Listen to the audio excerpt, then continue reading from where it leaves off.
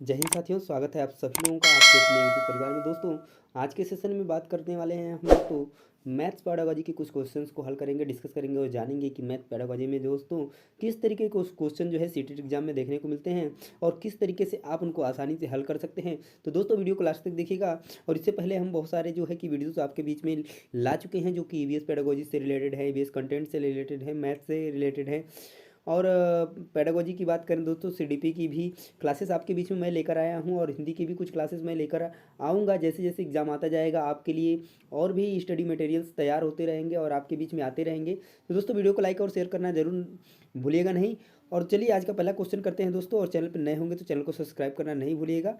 आज का पहला क्वेश्चन करते हैं। चलिए, पहला क्वेश्चन रहा दोस्तों कि निम्नलिखित में से कौन सा कथन सही नहीं है। एक चीज़ आपको बताना चाहेंगे कि क्वेश्चन को जब भी आप पहले ध्यान से पढ़िए और क्वेश्चन को ये पहले जानने की कोशिश करिए कि पॉजिटिव है कि नेगेटिव, उसके बाद ही आप आंसर देना शुरू करिए। ठीक है, तो चलिए क्वेश्चन रहा कि निम्नलिखित में से कौन सा कथन सही नहीं है। थोड़ा सा आसानी से और थोड़ा सा हम लोग स्पीड जो है स्लो करके चलेंगे, आसानी से समझते हुए चीज़ों को चलेंगे। ठीक है, तो कौन सा कथन सही नहीं है। चलिए, अभाज्य संख्याओं के केवल दो गुणनखंड होते हैं। क्या बात सही है? बिल्कुल बात सही है कि अभाज्य संख्याओं के केवल दो गुणनखंड होते हैं। जैसे कि मान लीजिए कोई संख्या है, 2 है, 3 है, 5 है, तो इसके केवल दो गुणनखंड होंगे। जैसे दो के गुणनखंड कौन होंगे? एक होगा और दो होगा। इसका होगा तो एक और तीन होगा। इसका होगा एक और पाँच होगा। तो कितने गुणनखंड है? तीन। दो ही गुणनखंड है, मतलब दो ही गुणनखंड है इन तीनों संख्याओं के। तो ये बात सही है। ठीक है, एक अंक वाली केवल चार अभाज्य संख्याएं हैं। एक अंक वाली केवल चार अभाज्य संख्याएं हैं, तो 2, 3, 5 और 7। तो एक अंक वाली कितनी कुल अभाज्य संख्याएं हैं? चार अभाज्य संख्याएं। ये बात भी सही। अभाज्य संख्याएं अपरिमित से अनेक हैं। ये बात भी सही। पर सभी अभाज्य संख्याएं विषम संख्याएं होती हैं। क्या यह सही है? दो को ले लीजिए, दो क्या विषम संख्या है? नहीं है, ये सम संख्या है। तो यहीं पे ये बात गलत हो जाती है और यही इस क्वेश्चन का करेक्ट आंसर भी बन जाएगा, क्योंकि पूछा है कि कौन सा कथन सही नहीं है दोस्तों। तो ये जो तीसरा ऑप्शन है वो सही नहीं है और यही इस क्वेश्चन का करेक्ट आंसर बनेगा। उम्मीद करते हैं कि क्वेश्चन आपको बहुत ही अच्छे तरीके से समझ में आया होगा। तो इसी बात पे अगर दोस्तों समझ में आ गया है तो वीडियोस को लाइक कर दीजिए, शेयर कर दीजिए और चैनल को सब्सक्राइब भी कर लीजिए। चलिए अगला क्वेश्चन देखते हैं। Question number second. Question number second रहा दोस्तों कि प्रारंभिक कक्षाओं में बच्चों को गणित पढ़ाने के लिए बनाई जाने वाली पाठ्य योजना का निम्नलिखित में से कौन सा अति महत्वपूर्ण पहलू है। प्रारंभिक कक्षाओं की बात की जा रही है दोस्तों, ध्यान दीजिएगा। तो विद्यार्थियों को अवसर देना कि वे संकल्पनाओं की संरचना करें, क्या ये महत्वपूर्ण पहलू है? या क्रियाकलापों को लिखना और इस संदर्भ में प्रश्न देना, पाठ्यपुस्तक के अनुक्रम का अनुसरण करना, या गणितीय संकल्पनाओं को संरचना ढंग से प्रस्तुत करना। एक चीज़ आपको बताना चाहेंगे दोस्तों, एक वर्ड और ऑप्शन जो है कि बिल्कुल आप करेक्ट करके आएंगे। अवसर शब्द, अवसर शब्द अगर क्वेश्चन पॉजिटिव पूछा है तब, अगर अवसर मिल गया, अवसर दिया जा रहा है बच्चों को किसी भी क्वेश्चन के ऑप्शंस में, वो एकदम बिल्कुल करेक्ट होगा। आग बंद करके टिक कर सकते हैं। ठीक है, तो जैसे कि यहाँ पे आप चार ऑप्शन देख रहे हैं, यहाँ पर किस ऑप्शन में वो अवसर अवसर जो है कि वर्ड है, शब्द है, तो पहले में तो पहला ऑप्शन बिल्कुल सही हो जाएगा। ठीक है, तो ये जो है ना एक बहुत ही समझिए दोस्तों, आपको पास कराने के लिए जो एक दो नंबर चार नंबर से रह जाते हैं लोग, और ये जो वर्ड है दोस्तों निश्चित रूप से दो चार क्वेश्चन के ऑप्शन में आपको देखने को मिल जाएगा, जो कि आपको पास करा देगा अगर वहाँ पे आपको नहीं आ रहा है तब।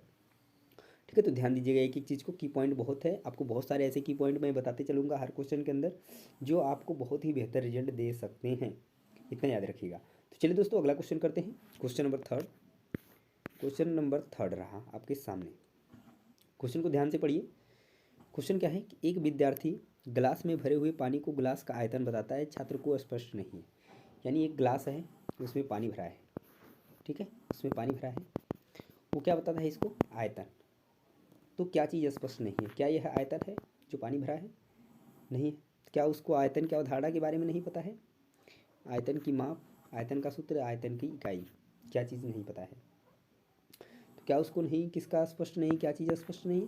तो आयतन की इकाई जो है स्पष्ट नहीं है छात्र को, इस वजह से वो क्या कर पा रहा है, उसको आयतन बता रहा है। तो इस क्वेश्चन का जो करेक्ट आंसर बनेगा दोस्तों, ऑप्शन नंबर 4 बिल्कुल करेक्ट हो जाएगा। ठीक है, चलिए नेक्स्ट क्वेश्चन देखते हैं। Question number 4। क्वेश्चन नंबर 4 रहा दोस्तों, गणित विषयों पर होने वाले अनुसंधानों में प्रमुख योगदान होता है किसका?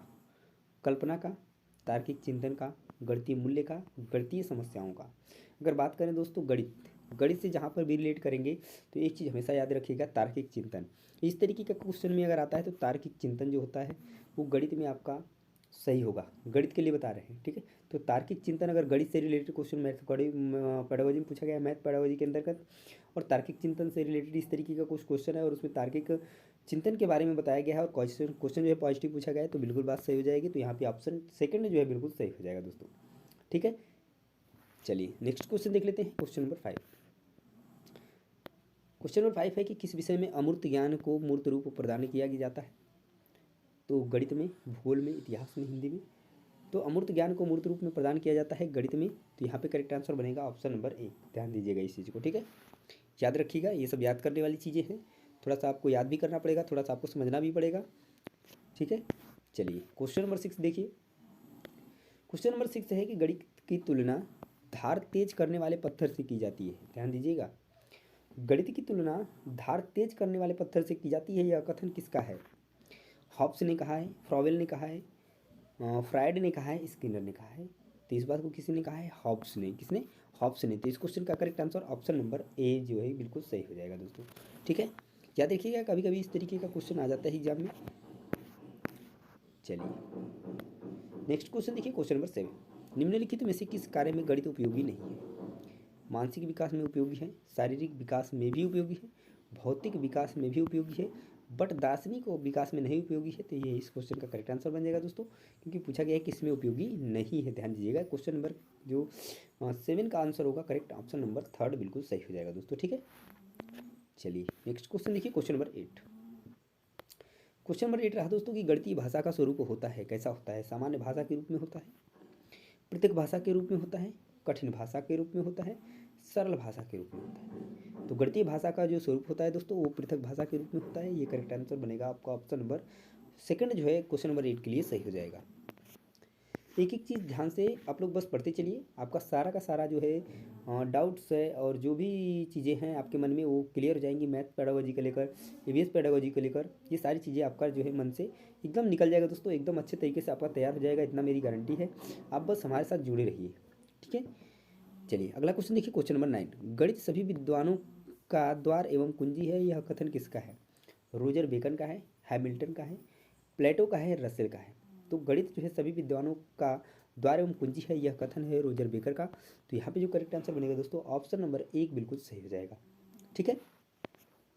चलिए क्वेश्चन नेक्स्ट क्वेश्चन देखते हैं, क्वेश्चन नंबर 10। गणित के अध्ययन से एक बच्चे में किस गुण का विकास होता है। आत्मविश्वास का विकास होता है, तार्किक सोच का विकास होता है, विश्लेषिक सोच का विकास होता है, या ये सभी। तो बात करें अगर गणित के अध्ययन से तो बच्चे में सभी गुणों का विकास होता है, यानी आत्मविश्वास भी बढ़ता है उसका, तार्किक सोच की बात की ही है पहले ही बता दिया, विश्लेषण की भी सोच बढ़ती है, और ये सभी ये दिया है। तो इस वजह से इस क्वेश्चन का जो करेक्ट आंसर बनेगा दोस्तों ऑप्शन नंबर 4 जो है बिल्कुल सही हो जाएगा दोस्तों। चलिए नेक्स्ट क्वेश्चन देखिए, क्वेश्चन नंबर 11। क्वेश्चन नंबर 11 है कि गणित में किस विधि में हम प्रायः सूत्र तथा नियमों की सहायता लेते हैं। ध्यान दे दीजिएगा, सूत्र और नियमों की सहायता किस में लेते हैं। संश्लेषण विधि में, विश्लेषण विधि में, आगमन या निगमन विधि में। तो हम सूत्रों और नियमों की बात करें दोस्तों तो यहाँ से रिलेट हो करेगा निगमन विधि। तो यहाँ पे करेक्ट आंसर हो जाएगा ऑप्शन नंबर 4, यानी हम प्रायः सूत्रों और जो है नियमों की सहायता किस में लेते हैं तो निगमन विधि में लेते हैं, गणित में। गणित में बात कर रहे हैं, ठीक है। ध्यान दीजिएगा एक ही चीज़, तो निगमन यहाँ पे करेक्ट आंसर बन जाएगा। अगला क्वेश्चन देखिए, क्वेश्चन नंबर 12। क्वेश्चन नंबर 12 है कि छात्र गणितीय गणना में गति प्राप्त कर सकते हैं किसके द्वारा। चर्चा या विवाद द्वारा, गणित की बात की गई है, ध्यान दीजिएगा, मौखिक कार्य द्वारा, लिखित कार्य द्वारा, अभ्यास द्वारा। तो गणित में हम बात करते हैं गति प्राप्त करने की, तो अभ्यास द्वारा इसको किया जा सकता है। यहाँ पे करेक्ट आंसर बन जाएगा ऑप्शन नंबर 4। चलिए नेक्स्ट क्वेश्चन देखिए, क्वेश्चन नंबर 13। क्वेश्चन नंबर 13 है कि निम्नलिखित शाब्दिक समस्या के प्रकार को पहचानिए। मेरे पास 6 पेंसिल है, ध्यान दीजिएगा, और मनीष के पास मेरे से 2 अधिक है। मनीष के पास कितनी पेंसिल है, ठीक है। इसका प्रकार बताना है कि जो क्वेश्चन है ये किस तरीके का क्वेश्चन है, ये किसका प्रकार है, ये समस्या जो है किस प्रकार की समस्या है। क्या व्यक्तिगत जमा से रिलेटेड ये क्वेश्चन है, व्यक्तिगत घटा है, तुलनात्मक जमा है, या तुलनात्मक घटा है। बात करें व्यक्तिगत और घटा एवं व्यक्तिगत जो है जमा, ये तो है ही नहीं, क्योंकि व्यक्ति की बात हो ही नहीं रही है, क्योंकि यहाँ पे 2 लोगों की बात की गई है। तो यहाँ पर तुलना की जा रही है कि मनीष के पास मेरे से 2 अधिक है और होने की वजह से जमा भी है। तो यहाँ पे जो करेक्ट आंसर बन जाएगा ऑप्शन नंबर 3, ठीक है। तुलनात्मक जमा जो है समस्या का प्रकार है, यह ध्यान दीजिएगा, ठीक है। क्लियर। अगले क्वेश्चन की तरफ चलते हैं, क्वेश्चन नंबर 14। क्वेश्चन 14 है कि हिंदू अरबी गणना प्रणाली के निम्नलिखित में से कौन सा सही नहीं है। इनमें आधार 2 की प्रणाली का पालन किया जाता है, यह गुणात्मक प्रकृति का है। एक संख्या में अंक की स्थिति इसका मान बताती है और एक योगात्मक प्रकृति का है। तो पूछा है कि कौन सा सही नहीं है। तो हिंदू अरबी गणना की बात करें प्रणाली में तो यह गुणात्मक प्रकृति का है, बात सही है। यह एक संख्या में अंक की स्थिति इसका मान बताती है और यह योगात्मक प्रकृति का है। पर इसमें आधार 2 की प्रणाली का पालन किया जाता है, ये बात गलत है। ठीक है, ये चीज़ सही नहीं है। किसके लिए? हिंदू अरबी गणना प्रणाली के लिए। यहाँ पे करेक्ट आंसर बनेगा ऑप्शन नंबर ए। चलिए अगला क्वेश्चन देखिए, क्वेश्चन नंबर 15। और दोस्तों आज के सेशन का लास्ट क्वेश्चन। तो वीडियो आपको कैसी लगी कमेंट में जरूर बताइएगा। और ऐसे ही इंपॉर्टेंट वीडियोस देखने के लिए और इंपॉर्टेंट टॉपिक पर वीडियो देखने के लिए चैनल को सब्सक्राइब करना नहीं भूलिएगा दोस्तों। चलिए इस क्वेश्चन का आंसर दीजिए। क्वेश्चन है कि गणित सभ्यता और संस्कृति का दर्पण है, यह कथन किसने कहा है? गणित सभ्यता और संस्कृति का दर्पण है, यह कथन किसने कहा है? बेकन, हम्बेल, लॉक, डाल्टन। तो यहाँ पे जो करेक्ट आंसर बनेगा दोस्तों ऑप्शन नंबर जो है 2 बिल्कुल सही हो जाएगा। यानी हम्बेल ने कहा है ये चीज़ कि गणित जो है सभ्यता और संस्कृति का दर्पण है। ये बहुत ही इंपॉर्टेंट क्वेश्चन दोस्तों। तो इस तरीके के और भी वीडियोस देखने के लिए दोस्तों चैनल को सब्सक्राइब करना नहीं भूलिएगा। चैनल को सब्सक्राइब करने के साथ साथ बेल आइकन को प्रेस करना नहीं भूलिएगा, क्योंकि तभी आपके पास नोटिफिकेशन जाएगा जिससे आपको वीडियोज़ जो है कि तुरंत मिल पाएगी जैसे ही वीडियोज़ अपलोड की जाएगी चैनल पर। ठीक है, तो चलिए दोस्तों मिलते हैं नेक्स्ट वीडियो में। तब तक के लिए जय हिंद, वंदे मातरम। Thank you.